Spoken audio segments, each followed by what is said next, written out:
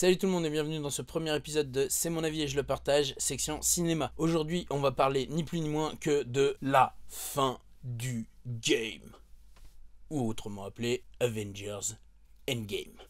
Alors à la base, comme le savent ceux qui ont vu la vidéo d'annonce d'hier, c'était censé être un c'est notre avis on en parle, mais la personne avec qui je devais le faire n'a pas pu rester après la séance, et donc au final c'est un c'est mon avis et je le partage. Alors je vais aussi vous faire une série de vidéos pour parler de l'intégralité du Marvel Cinematic Universe, mais là, aujourd'hui, on va se concentrer essentiellement sur Endgame. Donc juste rapidement, la phase 1 c'est bien, la phase 2 c'est bof, la phase 3 c'est très bien. Et Infinity Wars, pour moi, c'était déjà le summum, c'est-à-dire que j'avais même plus besoin de Endgame, j'avais plus besoin des autres films entre temps, etc. Pour moi, Infinity Wars, je pouvais mourir demain, c'était suffisant. Et pourtant, Endgame, c'est une claque monstrueuse.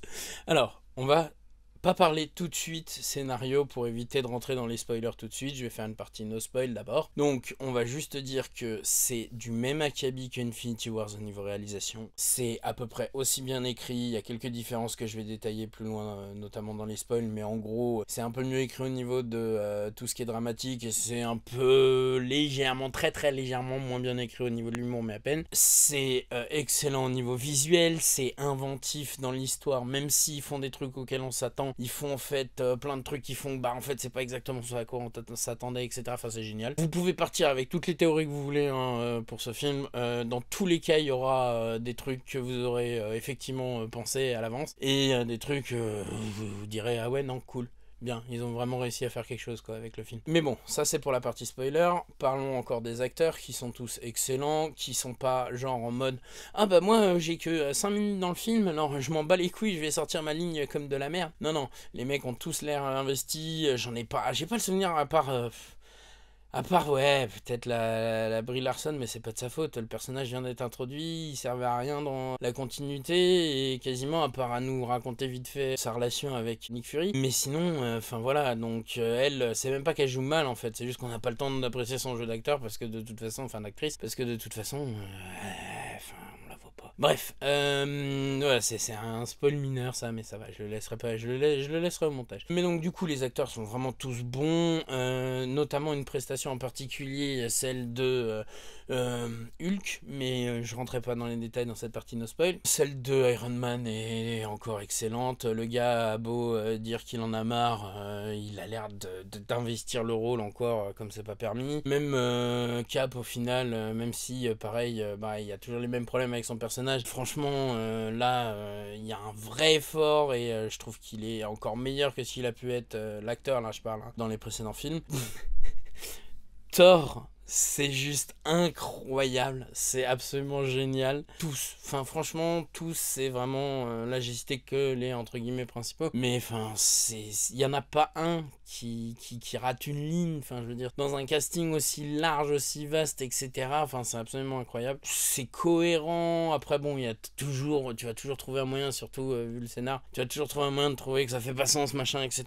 En fait voilà, il y a une vraie notion de fin, on rend hommage à l'intégralité de cette saga avec laquelle on a vécu, dont on a pris soin depuis, parce que franchement Marvel ils en ont pris soin un minimum quand même, à part pendant la phase 1 un petit peu, pardon, mais non vraiment ils en ont vraiment bien pris soin dans l'ensemble, et enfin ça se voit, enfin c'est de l'orgasme cinématographique au sens blockbusterien du terme, et pour moi c'est quasiment du niveau d'Infinity Wars au sens purement vraiment cinématographique, artistique entre guillemets, avec le message, tout ça, voilà, je vous renvoie à ma vidéo sur les échelles de notation, mais en gros voilà, enfin il y a des thèmes abordés, il y a surtout des personnages développés, des arcs qui se terminent, enfin c'est l'extase, c'est tout simplement l'extase. Là en fait j'ai l'impression limite de vous faire du remplissage tant que je peux pas parler des spoilers, tellement j'ai rien d'autre à dire que c'est absolument incroyable, on s'ennuie pas une seconde, on passe du rire aux larmes tout le temps, c'est jouissif. C'est jouissif. Donc on va passer aux spoilers, parce que là je pense que de toute façon, j'ai rien d'autre à dire sur les qualités intrinsèques, si la musique elle est du niveau d'un Avengers 1, c'est-à-dire qu'elle est pas, c'est pas la musique extraordinaire, mais c'est la musique qui fait le taf quoi, et qui fait bien le taf, qui passe inaperçue quand elle doit passer inaperçue, et surtout qui est là juste dans les bons moments où il faut, quand il faut le thème, etc. Enfin non vraiment c'est ça, là-dessus aussi ça fait le taf. Donc on va s'arrêter là pour tout ce qui est aspect visuel, graphisme, etc. J'en reparlerai peut-être pendant la partie spoil, mais vraiment là je veux laisser l'expérience intacte pour les gens qui veulent le voir en no spoil d'abord. Et je vous retrouve tout de suite dans la partie spoiler.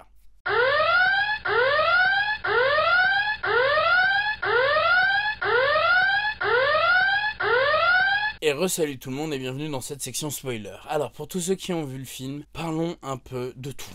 Je vais vous dire tout de suite ce à quoi je m'attendais. Je m'attendais à ce que quasiment aucun membre des Avengers d'origine, c'est-à-dire Iron Man, Captain America, Thor et Hulk, ne reste à la fin soit vivant, soit en tout cas super-héros ou quoi que ce soit, enfin en tout cas actif. Ça c'était une évidence et c'est plus ou moins effectivement ce qui se passe grosso modo. Mais là on est surpris quand même parce qu'on s'attend à ce qu'en gros ils claquent tous. Pour résumer, surtout que c'est ce qu'on a eu droit dans Infinity Wars. Bah non, il y a Iron Man qui... Oh, putain. Il y a Iron Man qui meurt, mais c'est magnifique. Enfin, c'est magnifique. La scène est magnifique.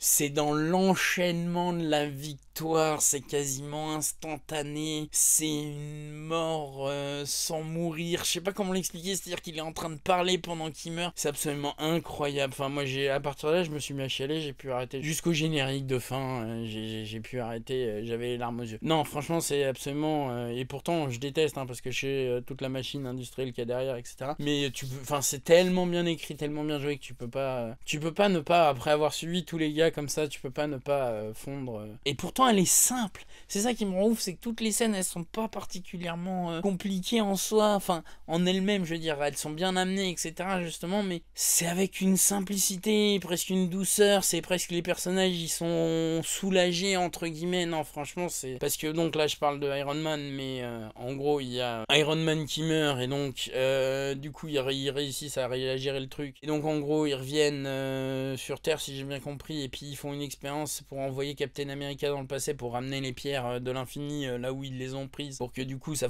ferme bien la boucle temporelle, tout ça machin. Sauf que du coup Captain America il décide de rester dans le passé après avoir fait tout ça, et donc en fait il le retrouve 5 secondes après qu'il se soit téléporté, mais sur un banc juste à côté, mais vieux de 70 ans ou plus etc, et donc il peut passer le shield à Falcon, là je sais plus comment il s'appelle. C'est absolument génial aussi ça, le fait d'avoir réussi à donner une fin heureuse à Captain par rapport au fait que le gars il s'est fait un peu avoir sur toute sa vie quoi en fait, en gros, puisqu'il vit pas dans son époque, il s'est fait piquer l'amour de sa vie en se faisant congeler, enfin il se l'est fait piquer par le destin hein, mais enfin voilà, donc là il y a une fin vraiment pareil, enfin, tu viens de voir Iron Man mourir de façon à la fois entre guillemets pas sale, mais enfin d'un coup pendant la bataille, donc violente entre guillemets quoi, même si c'est la victoire. Donc même si c'est un soulagement pour lui parce qu'il en pouvait plus, hein, sinon il rentrait là dans Endgame, de toute façon il rentrait là même s'il mourait pas, il prenait un gun, il se tirait une balle, même sa gamine c'était plus assez pour le tenir je pense, il a pris tellement cher que là c'est plus possible. Mais bon, donc du coup c'est un peu un soulagement entre guillemets pour lui qui meurt, voilà. Captain America, du coup ça te remet un côté un peu positif à sa fin à lui, etc. Hulk a priori lui il a pas encore décidé de quitter les Avengers ou quoi, on nous en dit pas plus, mais je vais revenir sur son personnage pour un autre point en particulier. Et Thor lui il décide plus ou moins entre guillemets de rejoindre les Gardiens de la Galaxie d'une certaine façon, si j'ai bien compris. Il dit Asgard, niquez-vous, moi je vais aller m'amuser avec mes copains les gardiens. Donc ça fait une fin un peu cool aussi, on sait pas trop s'il reviendra dans les films du coup ou pas, mais en tout cas voilà, un peu ouverte, un peu open, un peu on sait pas trop de quoi demain sera fait, et ça c'est plutôt pas mal. Et donc juste avant de revenir sur Hulk, je voulais placer une dernière mort qui a lieu bien avant dans le film, qui est la mort de Black Widow. Et là pour le coup, moi perso, je l'ai eu mauvaise. Alors ok, ils peuvent pas faire mourir Hawkeye parce qu'il a une famille, blanani, blanana, alors qu'elle, elle en a pas, blanani, blanana, elle peut pas avoir d'enfant, blanani, blanana. Mais non, vu comment vous avez maltraité ces deux persos, et vu comment, contrairement à Hawkeye, Black Widow, elle a jamais eu un once de début, à part sa relation avec Hulk, de traitement de son personnage d'un point de vue de son passé, ou même qu'elle crée une famille ou quoi que ce soit, il y a rien, elle a eu le droit à rien. Vous avez une des meilleures actrices actuellement au cinéma et vous lui avez quasiment jamais rien laissé faire dans son rôle. Et donc revenons sur Hulk. Alors Hulk, ils ont décidé de le traiter en professeur Hulk, c'est-à-dire une version de Hulk physiquement c'est Hulk, sauf qu'il a un visage qui est très celui de Banner et qui en fait il a une élocution, c'est en gros la bête dans X-Men quoi, il parle aussi bien qu'un humain, enfin c'est Banner et Hulk dans le même corps, parfaitement en symbiose et en osmose totale, Hulk qui se comporte tout à fait normalement puisqu'en fait c'est Banner qui se comporte dans le corps de Hulk mais en adéquation avec Hulk, enfin c'est extraordinaire. Sur le papier ça marche pas du tout parce que ce qui est marrant c'est la dichotomie entre le personnage de Banner et le personnage de Hulk et en fait ça marche super bien. Parce que en fait il a une sorte d'humour du coup personnel, c'est-à-dire le vrai humour, il sait rire de lui-même et donc du coup il est super attachant et en même temps super drôle, un peu taquin, etc. Non, il marche génial. C'est une meilleure version presque en fait que du Hulk de Thor Ragnarok. Parce que dans le Thor Ragnarok, bon le Hulk il a un côté un peu gamin parfois qui peut un peu peut-être fatiguer certaines personnes, certains spectateurs ou quoi. Alors que là vraiment c'est embrassé de façon totalement parfaite, c'est à la fois un savant et un grand gosse mais sans que ça soit trop lourd, etc. Ça marche parfaitement, il n'y a aucune crainte à avoir là-dessus. Ils ont réussi l'infaisable presque là-dessus. Et donc là j'ai pas mal parlé des personnages, alors je vais pas parler de tous les personnages annexes, je vous ai déjà dit Captain Marvel en gros c'est le MacGuffin du film plus ou moins. Elle arrive au début et à la fin pour sauver tout le monde, enfin pour rétablir tout le monde et sauver tout le monde. Les personnages secondaires sont bien utilisés dans l'ensemble, il n'y a pas de faux pas là-dessus, ils ont tous un minimum d'intérêt, un minimum de dialogue, un minimum de traitement de personnages, même si c'est très rapide, hein, même si c'est sur 3 heures, ils ont quand même pas le temps de traiter tous les personnages de façon complexe, mais franchement là-dessus c'est vraiment bien fait. Alors du coup on va passer maintenant à la partie vraiment histoire.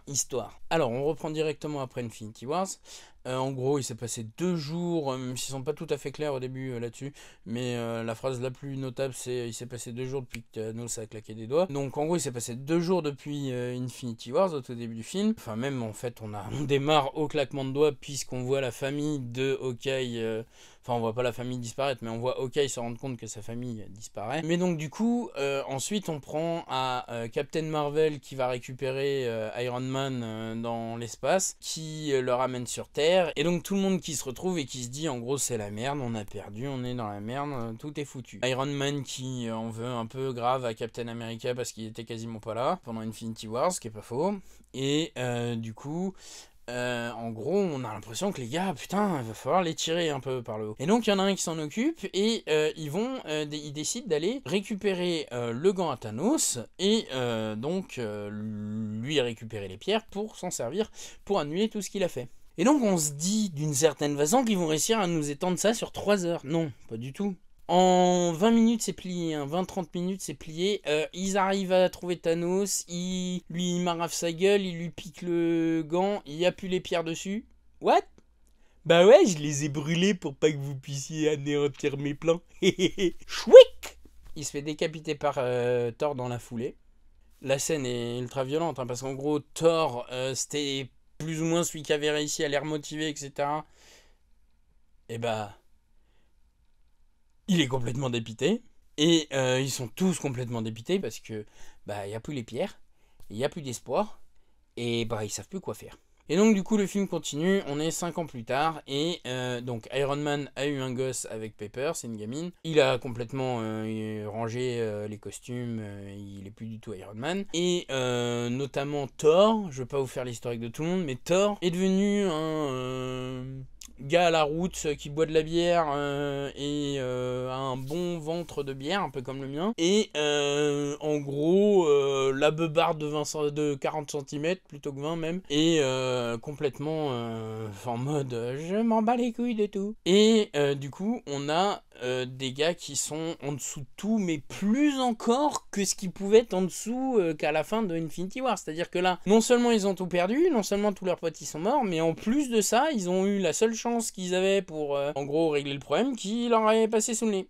Mais c'est sans compter sans l'autre MacGuffin du film, c'est-à-dire Ant-Man, qui réapparaît miraculeusement de la dimension dans laquelle il s'était paumé dans Ant-Man 2, et comme ça du coup leur fournit directement la possibilité de tac tac machin c'est magique, voyage temporel, d'essayer de récupérer les pierres dans le passé.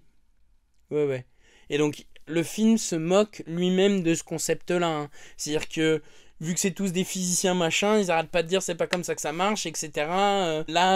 C'est du grand n'importe quoi, mais sauf qu'en fait, ils justifient ça encore d'une façon, et ça marche. Et donc en gros ils partent à 3 teams sur 3 endroits à 3 moments pour choper l'intégralité des pierres. Donc ils ont la possibilité de faire tout ça d'un seul coup, temporellement, hein, parce qu'ils sont pas aux mêmes époques. Et donc du coup on a droit à des sections où on les voit tous évoluer dans leur quête des pierres. Donc on a en fait des passages des anciens films avec quelques extraits des anciens films, mais surtout beaucoup de scènes retournées, rejouées, parce qu'en fait on les voit sous d'autres angles, on les voit eux voir la scène, etc. Enfin on se croirait dans du vaudeville, c'est génial. Et franchement ça c'est une bonne partie du film et c'est absolument jouissif. Ça peut paraître facile, usé ou tout ce que vous voulez décrit comme ça, surtout que limite ça donne une impression presque de série, etc. Et pourtant c'est absolument incroyable. Et franchement c'est inventif. Ils arrivent à jouer avec les situations sans que ça fasse trop cliché. On passe un bon moment, en plus ça fait vraiment